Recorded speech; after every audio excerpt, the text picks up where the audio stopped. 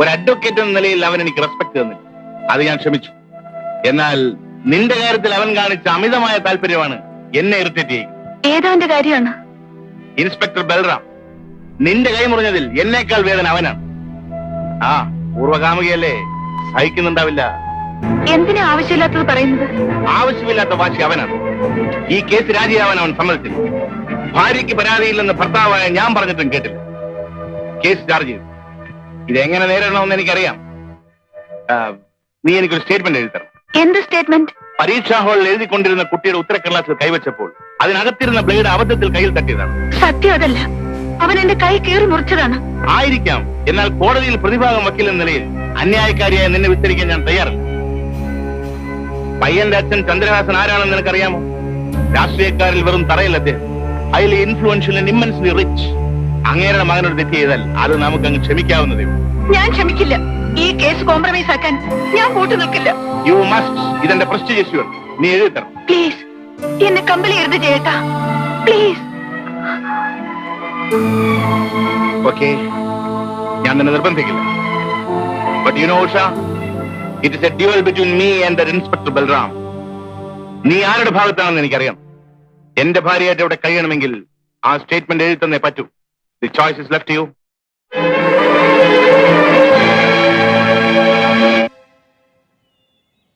അകത്തുണ്ട്, വിളിക്കാം. ആരാത്? ഇത് വേറെ കിട്ടിയ.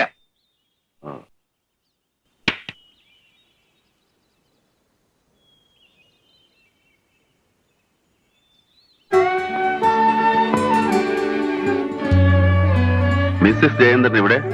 ഞാൻ ഇന്നലെ കൊടുത്ത കംപ്ലൈന്റ് കഴിയുമെങ്കിൽ വിത്ഡ്രോ ചെയ്യാൻ. എനിക്ക് നേരത്തെ തോന്നിയിരുന്നു. അഡ്വക്കേറ്റ് ജയന്തന്റെ വാദം കേട്ടപ്പോ അയാളുടെ ഭാര്യ പ്രതിഭാഗം ചെയ്തിരുന്നു. It's all right. I am sorry. ഒന്നും പറയണ്ട. ഞങ്ങൾക്കിതൊരു പുതിയ അനുഭവമൊന്നുമല്ല. വെട്ടും കൊലയും നടത്തിയവർ തന്നെ അവസാനം ഒത്തുചേരും.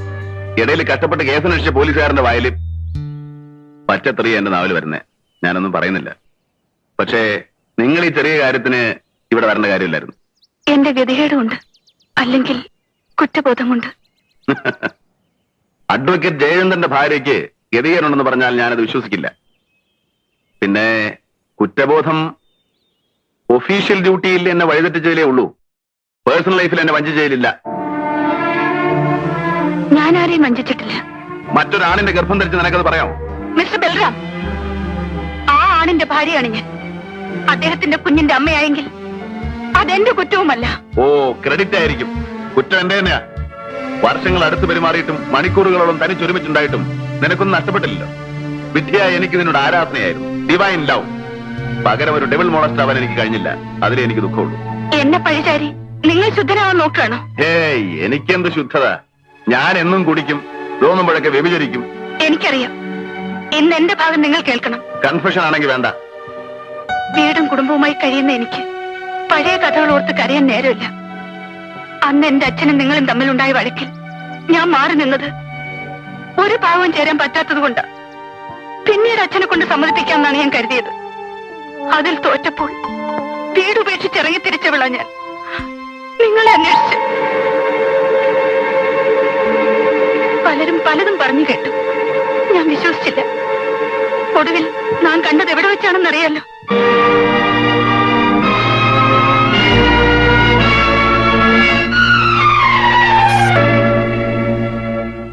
ഒരു കൊലയാളിയാണ് നിങ്ങളെന്ന് അറിഞ്ഞിട്ടും എനിക്ക് നിങ്ങളോടുള്ള സ്നേഹം കുറഞ്ഞില്ല.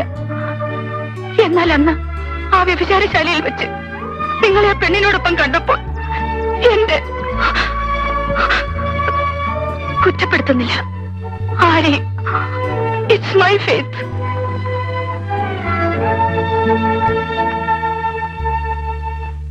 ഉഷേ, ഉഷേ, നീ കോളേജിൽ റിസൈൻ ചെയ്തു?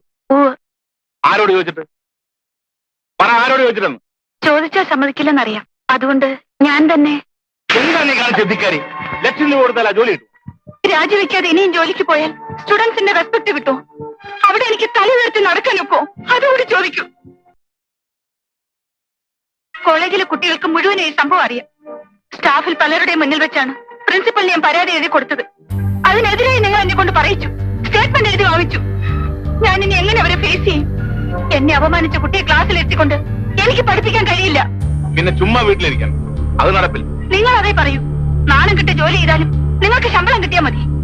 സോഷ്യൽ മൊറാലിറ്റി വിടാതെ പ്രാക്ടീസ് ചെയ്യുന്ന യോഗ്യന്മാരായ വക്കീലന്മാർ എത്രയോ ഉണ്ട്. നിങ്ങൾക്ക് മാന്യതയില്ല.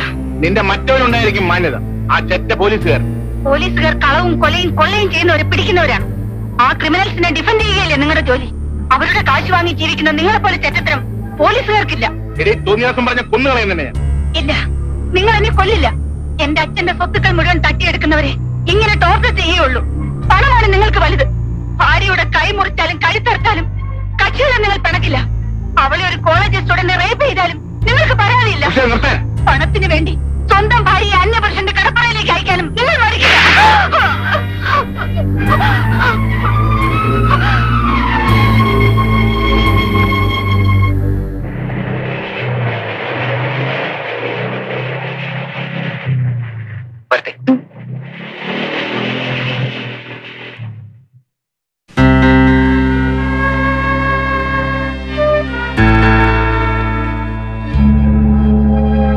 ജ്യോതി, ഈ പയ്യനുമായുള്ള നിന്റെ കൂട്ടുകെട്ട് എനിക്ക് ഇഷ്ടമല്ല.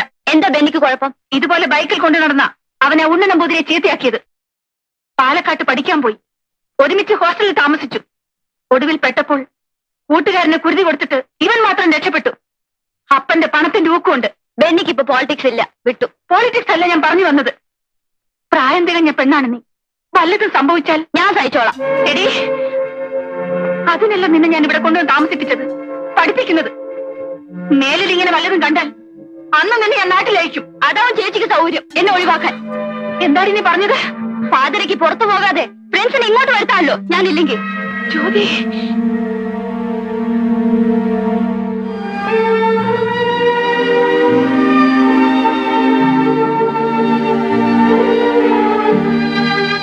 കഴിഞ്ഞവണ ഞാൻ നിനക്കന്ന കാശൂടെ വെച്ചിട്ട് പോയില്ലേ? എന്താ കാര്യം? എനിക്ക് ആവശ്യമില്ല. എന്നിട്ട് പിന്നെ നീ ഇവിടെ വന്ന ആവശ്യത്തിന് നാവിലൊരു തെറിയും വരുന്നില്ലല്ലോ. ചക്കാത്തനാണ് നീ വന്നത്. പോലീസുകാരുടെ സ്വഭാവം നിനക്കറിയോ? പ്രൈവറ്റ് ബസ്സിൽ കയറിയ ഫീസ് മുതൽ കാശ് കൊടുക്കൂല, മുടി വെട്ടുന്ന ബാർബർക്ക് കാശ് കൊടുക്കൂല, ഓഫീസർമാര് ബാറിൽ കയറിയ ബില്ല് കൊടുക്കൂല. ബില്ല് ആര് കൊടുക്കൂല?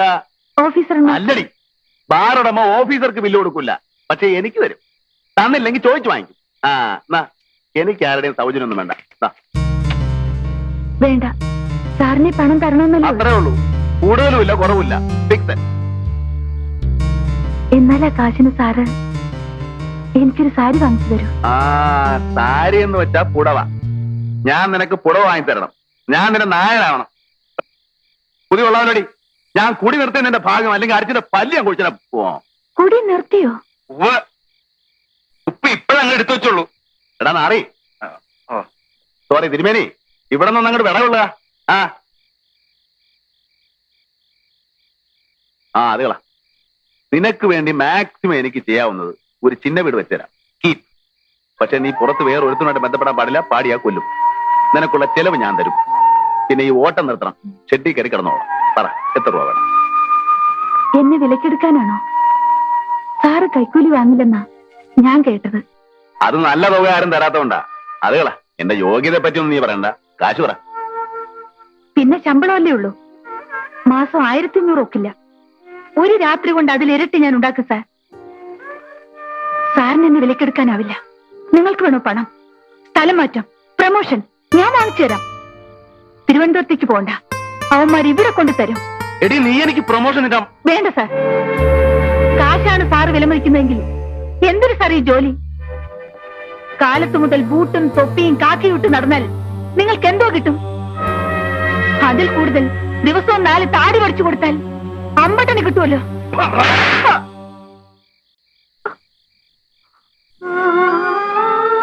അടിച്ചോളൂ. എന്ത് നിർത്തിക്കളഞ്ഞത്? ഈ ശരീരം ലാളിക്കുന്നതാ ചിലർക്കിഷ്ടം. തലോടാനാണ് പലർക്കും കൊതി. പക്ഷെ അവരുള്ള എനിക്കറിയാം, കാര്യം കഴിയുന്നവരേ ഉള്ളൂ. സാറെന്നെ അടിക്കുമ്പോഴും മനസ്സിൽ വെറുപ്പ് കാണില്ല. അതാണ് എനിക്കിഷ്ടം. എന്ന് വെച്ചാൽ നിനക്കെന്നോട് റൊമാൻസ് തോന്നുന്നുണ്ടല്ലേ? ഒരുത്തി പ്രേമിച്ച് മുടിച്ചതാണ് എന്നെ. അതിന്റെ ഹാങ് ഓവർ പോകാനാണ് നിന്നോട് വരാൻ പറഞ്ഞത്. നിനക്ക് മറ്റുള്ള സൂക്കട് തുടങ്ങിയാൽ ചവിട്ടി ഞാൻ പുറത്താക്കും. എനിക്കാരോടും റൊമാൻസും പ്രേമവും ഒന്നുമില്ല. സാറ് പറഞ്ഞ പോലെ പലർക്കും ശരീരം വിറ്റ് നടക്കുന്നവളല്ലേ. എങ്ങനെയുണ്ടാവും? ഒരാളെ മാത്രം മനസ്സിൽ ധ്യാനിക്കാൻ അതേ ആളിന്റെ സ്വന്തം അവൻ മോഹിക്കാനേ പറ്റും. നടക്കില്ല സാർ. ഇല്ല സാർ, സാറിനെ ഞാൻ ഒരിക്കലും പ്രേമിക്കില്ല. ഉറപ്പാണല്ലോ? ആ, പറയട്ടെ, അതിനു മുമ്പേ പ്ലാനൊന്നും എനിക്ക് കേൾക്കണ്ട. സമയം പറ. എപ്പോഴാ എന്നെ ഇവിടുന്ന് പുറത്തു കാണിക്കുക? അതല്ലേ പറഞ്ഞു വന്നത്. നമ്മൾ ഉദ്ദേശിച്ച കപ്പ വരാൻ ഇനിയും 1-2 ആഴ്ച കൂടി കഴിയും. ഇവിടുന്ന് പുറത്തിറങ്ങിയാൽ അതുവരെ താമസിക്കാൻ ഒരു ഇടം വേണം. ഒന്നും ശരിപ്പെട്ടില്ല. അതുകൊണ്ട് ഇവിടെ തന്നെ. ഇവിടെ തന്നെ? എടോ വക്കീലേ, നിന്നെ ഞാൻ എന്താ ഇത്? എന്നോട് ചോദിച്ചിട്ട് എന്താ കാര്യം? ഞാൻ ശ്രമിക്കാഞ്ഞിട്ടല്ല, ഒത്തു കിട്ടണ്ടേ. അവസാനം ഞാൻ ആലോചിച്ചൊരു സ്ഥലം കണ്ടുവച്ചിട്ടുണ്ട്. ശരിയായാൽ ഇന്നോ അല്ലെങ്കിൽ നാളെ.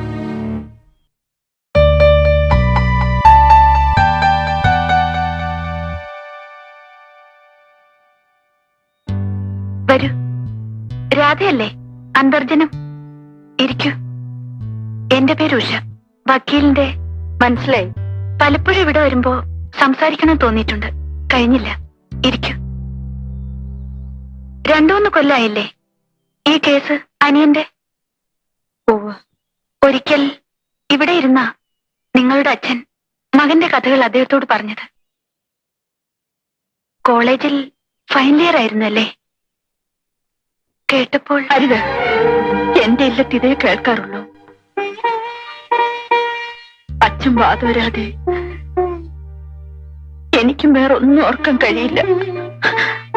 പുറത്തിറങ്ങിയാലെങ്കിലും കുറച്ച് ആശ്വാസം ഉണ്ടാവുമെന്ന് കരുതി. സോറി, ഞാൻ നിങ്ങളെ വേദനിപ്പിക്കാൻ പറഞ്ഞതല്ല. മനസ്സ് മരവിച്ചവർക്ക് എന്ത് വേദന. ഞാനിവിടെ കയറി വന്ന് അനാവശ്യം പറയാണെന്ന് തോന്നിയോ? ഏയ് ഇല്ല.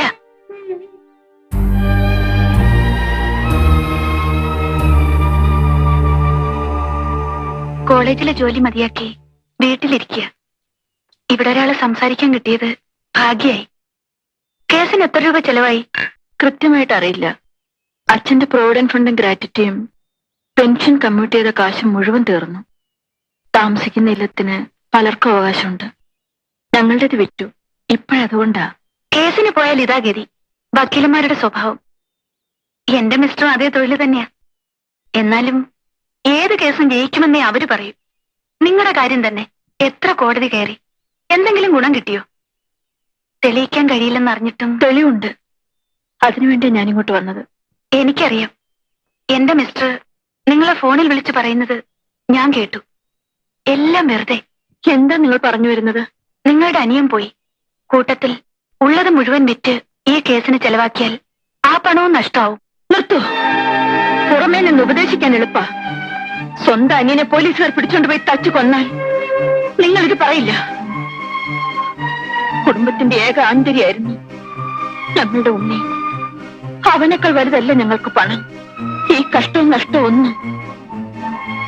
നിങ്ങളുടെ ഭർത്താവ് പോലീസുകാർക്കെതിരായി വാദിക്കുന്നതിൽ ഭയമുണ്ടെങ്കിൽ അത് പറയൂ. ഞാൻ നേരെ വക്കീലിനെ നോക്കിക്കോളാം.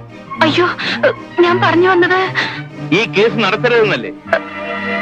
ഞാൻ മുഴുവനും കേട്ടു. മിസ് രാധ, നിങ്ങളോടുള്ള സഹതാപം കൊണ്ടല്ല അവൾ ഇങ്ങനെ പറഞ്ഞത്.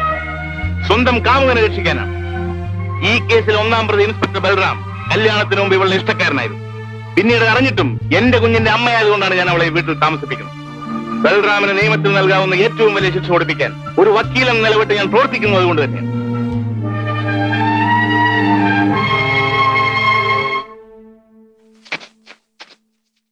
നിങ്ങളുടെ അനിയനെ ചോദ്യം ചെയ്യുമ്പോൾ പോലീസുകാർ തന്നെ ടേപ്പിൽ റെക്കോർഡ് ചെയ്തു.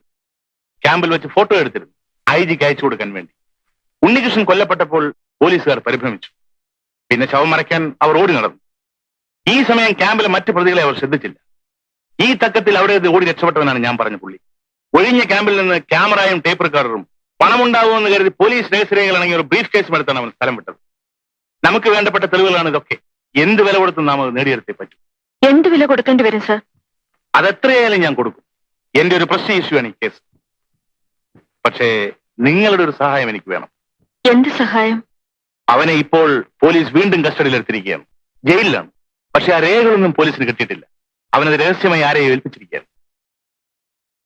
ജയിലിൽ നിന്ന് അവനെ പുറത്തു ചാടിച്ച് എവിടെയെങ്കിലും ഒളിപ്പിച്ച് താമസിപ്പിക്കും. പലരും കയറി ഇറങ്ങുന്ന ഈ വീട്ടിൽ അതിനുള്ള സൗകര്യമില്ല. അതുപോലെ ഹോട്ടലും മറ്റു സ്ഥലങ്ങളും അപകടമാണ്. എന്റെ നോട്ടത്തിൽ ഒരു പോലീസ് ഓഫീസറുടെ മൂക്കിന് താഴെയുള്ള നിങ്ങളുടെ ഇല്ലം അതിനു പറ്റിയ സ്ഥലമാണ്. നിങ്ങൾക്ക് ധൈര്യമുണ്ടോ അവനെ താമസിപ്പിക്കാൻ? കൈവിട്ടാൽ നമുക്ക് നല്ലൊരു അവസരമാണ് നഷ്ടപ്പെടുക. മറ്റു റിസ്കുകൾ ഞാൻ എടുക്കാം. ഈ ഒരു കാര്യത്തിൽ നിങ്ങൾ എന്നെ സഹായിക്കും. ഓ, എന്റെ അനിയനെ കൊന്നവരുടെ പ്രതികാരം ചെയ്യാൻ ഞാൻ എന്തും ചെയ്യും സർ. അതെനിക്കറിയാം. ആരാണ് ആള്? സത്യരാജ്.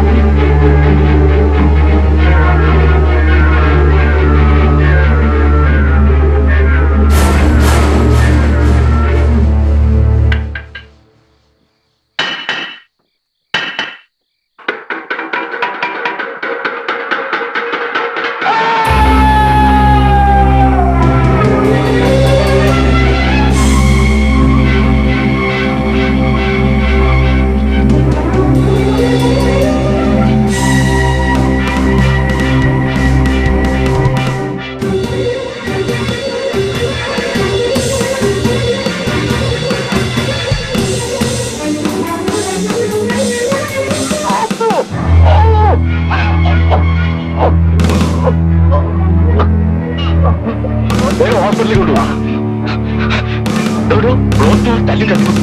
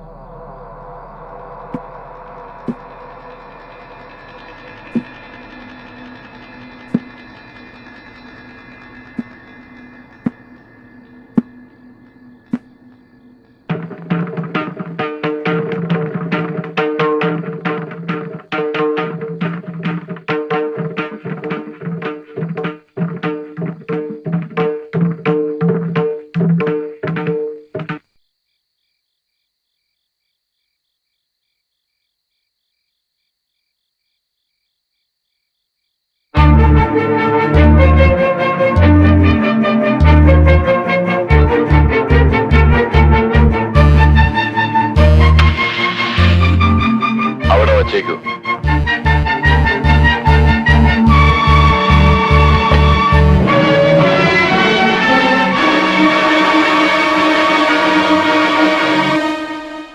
രാത്രി പൂട്ടിയിട്ടിരുന്ന സെല്ല് തുറന്ന് നിങ്ങൾ ഇതിനകത്ത് കയറിയത് പ്രതിയോടൊപ്പം കള്ളുപിടിക്കാനായിരുന്നില്ലേ? ഞാൻ കുടിച്ചില്ല സർ. നിങ്ങളെ കൊണ്ട് അവൻ കുടിപ്പിച്ചു. ആസ്പത്രി റിപ്പോർട്ടിൽ ബോധം കെട്ട നിലയിൽ നിങ്ങൾ അവിടെ എത്തുമ്പോ നിങ്ങളുടെ വയറ്റിൽ മയക്കുമരുന്ന് കടന്ന വിസ്കി ഉണ്ടായിരുന്നു. ഒരു പ്രതിയെ കഷ്ടപ്പെട്ട് പിടിച്ചേൽപ്പിച്ചാൽ നിങ്ങൾ അവന് കള്ളും കഞ്ചാവും കൊടുത്ത് സൽക്കരിക്കും. കുറ്റവാളിയുടെ ചൊൽപ്പടിക്ക് നിൽക്കുന്ന നാണംകെട്ട പീറ പട്ടികളും. Mister Balram, stop your absurd abusing. ഞങ്ങളെ തെറി പറയാൻ നിങ്ങൾക്ക് തയ്യാറും സർ? അയ്യോ, ഞാൻ സാറിനെയല്ല, ഈ കമ്പനികളോടാ പറഞ്ഞത്. വാഴപ്പിണ്ടി പോലെ ഇവന്മാര് വളഞ്ഞു കൊടുത്തുകൊണ്ടല്ലേ അവൻ ചാടിപ്പോയത്. നമുക്ക് ഇവന്മാരെ മാറ്റി കുറച്ചുകൂടെ കൂറുള്ള ജാതികളെ വെക്കണം. പതിവായിട്ട് ഇവിടെ സത്യരാജനെ കാണാൻ വരാറുള്ള വിസിറ്റേഴ്സ് ആരൊക്കെയാണ്? അയാളുടെ വക്കീൽ അഡ്വക്കേറ്റ് ജയചന്ദ്രൻ വരാറുണ്ട്.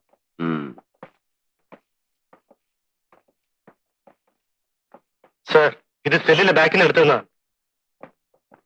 ജയിലിനകത്ത് വെച്ച് തനിക്ക് എങ്ങനെ ഈ കത്ത് കിട്ടി? കുട്ടൂസ് തന്നെയാണോ സാർ?